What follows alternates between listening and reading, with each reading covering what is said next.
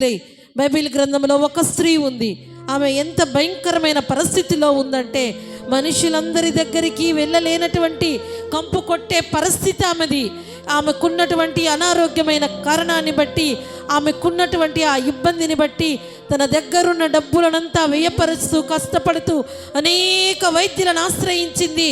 ఎంతో డబ్బు ఖర్చు చేసింది, ఎన్నో ప్రాంతాలకు పరిగెత్తింది. అయినప్పటికీ ఆమె డబ్బు ఆమెకు నివారణ ఇవ్వలేదు.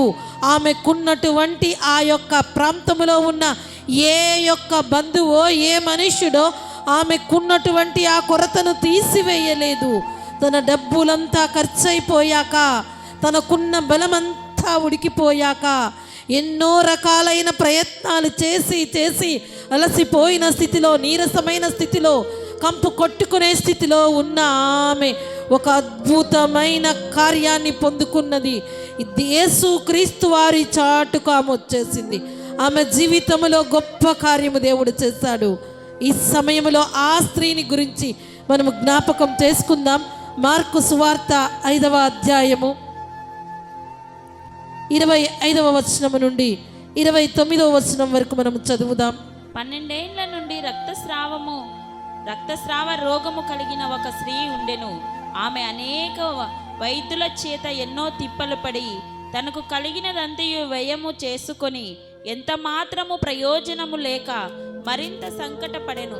ఆమె యేసును గూర్చి విని, నేను ఆయన వస్త్రములు మాత్రము ముట్టిన బాగుపడునని అనుకొని జన సమూహములో ఆయన వెనుకకు వచ్చి ఆయన వస్త్రమును ముట్టెను.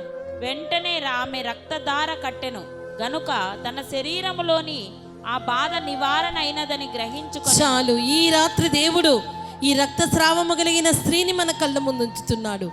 ఆమెకున్నటువంటి ఆ రోగముతో 12 సంవత్సరములు ఆమె దగ్గర ఉన్నటువంటి ఆ డబ్బులు ఖర్చు పెడుతూ ఎంతో మంది డాక్టర్లను ఆశ్రయించింది, ఎన్నో తిప్పలు పడింది. ఆమెలో ఏమాత్రము మార్పు లేదు, ఏమాత్రం ఆమెకి స్వస్థత లేదు. ఏ వైద్యుడు ఆమెను స్వస్థపరచలేకపోయాడు. ఏ మెడిసిన్ ఆమెకు పని చేయలేదు. ఆమె డబ్బు ఏమాత్రం ఆమెకు ఉపయోగపడలేదు. ఇంకా ప్రయాసలో సంకటపడింది, ఎన్నో తిప్పలు పడింది. మరి ఒక స్త్రీ అన్ని సంవత్సరములు రక్తస్రావ రోగముతో బాధపడుతుంటే శరీరంలోని ఎంతో బలాన్ని కోల్పోయి నీరసించిపోయి ఉంటుంది. రెండవదిగా ఆ రక్తస్రావము కలిగిన స్త్రీ దగ్గర ఇబ్బందికరమైన వాసన, నలుగురిలోనికి వెళ్ళడానికి ఆమెకు శక్తి లేదు. అందరిలోనికి వెళ్ళి సంతోషించడానికి ఆమె దగ్గర బలము లేదు. ఒకటే తిప్పలు, ఒకటే సంకటము. 12 సంవత్సరములు రక్తస్రావ రోగముతో బాధపడుతున్నామే. యేసును గూర్చి విన్నది. ఎప్పుడైతే యేసును గూర్చి విన్నదో, ఇన్ని సంవత్సరములు ఇంత డబ్బు ఖర్చు పెట్టినా, ఇంతమంది వైద్యులను ఆశ్రయించినా, ఇన్ని ప్రాంతాలలో తిరిగినా నా జబ్బు నివారణ కాలేదే, ఈ యేసు ఏమి చేస్తాడు, ఇప్పుడు ఏమవుతుంది అనుకోలేదు. కానీ మహోన్నతుని చాటుకు వెళితే ఒక మహత్తైన కార్యము తన జీవితంలో జరుగుతుందని ఆమె విశ్వసించింది. ఆమె విశ్వసించినట్టుగా ఆమె జీవితంలో గొప్ప కార్యము జరిగింది.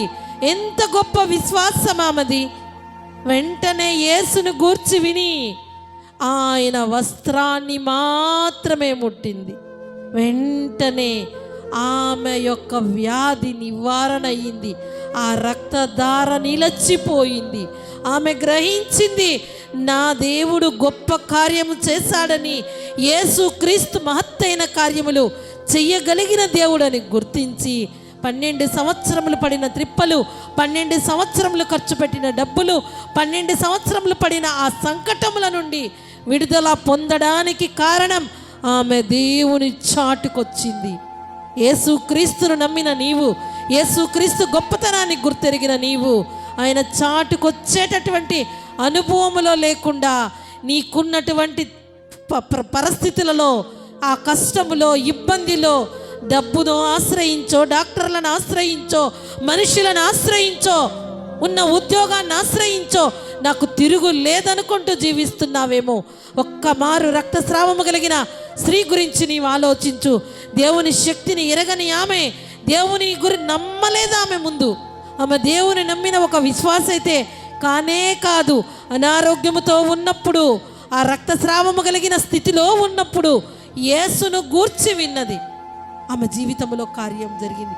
ఎప్పుడైతే యేసును గూర్చి విన్నదో బలం తెచ్చుకొని, శక్తిని తెచ్చుకొని, నేను ఆయన చాటుకు వెళ్ళినట్లయితే నాకు దేవుడు కార్యం చేస్తాడనుకున్నది. ఆమె విశ్వాసము ఏ మనుషులతో పంచుకోలేదు, కానీ వెళ్ళి జాగ్రత్తగా వెళ్ళాయి.